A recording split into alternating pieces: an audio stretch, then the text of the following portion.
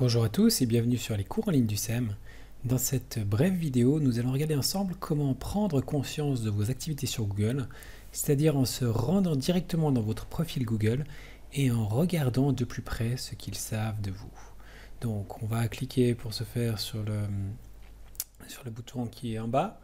Cela va vous amener directement dans la page de connexion et il ne reste plus qu'à vous connecter à votre compte Google. Nous vous encourageons ici de vous connecter avec votre compte personnel. Et à noter aussi que si vous utilisez Internet Explorer ou Internet Edge comme moteur de recherche, cela ne va pas fonctionner. Donc vous allez vous retrouver sur cette page d'accueil qui, si vous descendez, vous allez avoir une liste plus ou moins longue de tout votre historique, de toutes vos actions sur Internet. Cet historique peut être assez long, assez conséquent. N'hésitez pas à vous promener un petit peu en descendant, c'est classé donc par date, par période. Et avant, pour l'instant, n'effacez rien, prenez un petit peu de temps pour vous promener.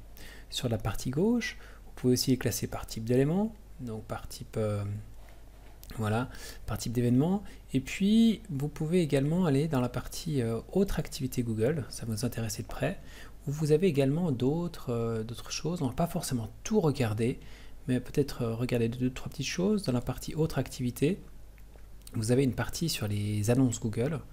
On va cliquer dessus. C'est assez intéressant. Vous avez ici comme la façon avec laquelle Google vous a, si vous voulez, répertorié. On a choisi un peu votre centre d'intérêt en fonction de vos clics. Donc c'est plus ou moins exact. Il y a quand même un certain nombre d'approximations. Mais c'est comme ça qu'on vous a répertorié. Vous le pouvez si vous le souhaitez, ce que nous vous conseillons de faire, de ne plus personnaliser les annonces, donc de choisir désactiver, ce qui est, voilà, ce qu'on vous conseille de faire. Toujours dans cette partie, vous allez voir différentes choses.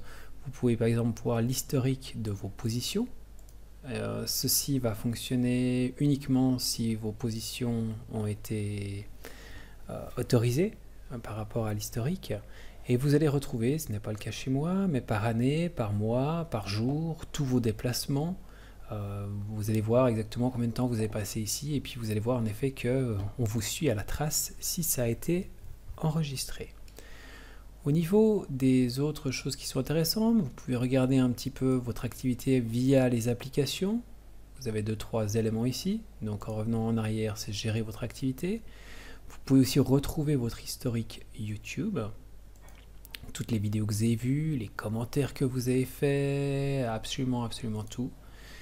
Et puis, en descendant un petit peu, vous trouverez encore de nombreuses choses. On ne va pas voir tout, mais vous pouvez notamment retrouver toutes les vidéos sur lesquelles vous avez fait des commentaires, toutes les vidéos sur lesquelles vous avez fait des mentions j'aime, vous pouvez retrouver vos achats. Vous pouvez retrouver différents lieux, des appels, des messages, vous retrouverez absolument tout. N'hésitez pas à vous balader un petit peu, à cliquer sur quelques boutons et voir ce que Google sait de vous et ce que Google a enregistré de vous.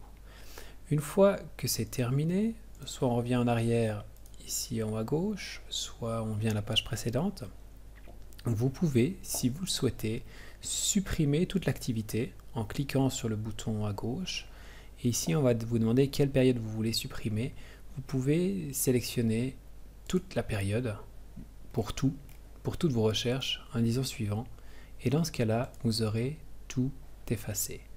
Ça veut dire qu'il ne garde en tout cas pas de manière ici ouverte et publique un certain nombre de données. Toutefois, comme on le sait, un certain nombre de données va continuer à rester chez Google. C'est ces mêmes données qui vont leur permettre de vous identifier vos intérêts pour notamment mieux cibler leur publicité. Voilà, c'est la première partie par rapport à Google. Dans la suite, on verra comment aller un petit peu plus loin.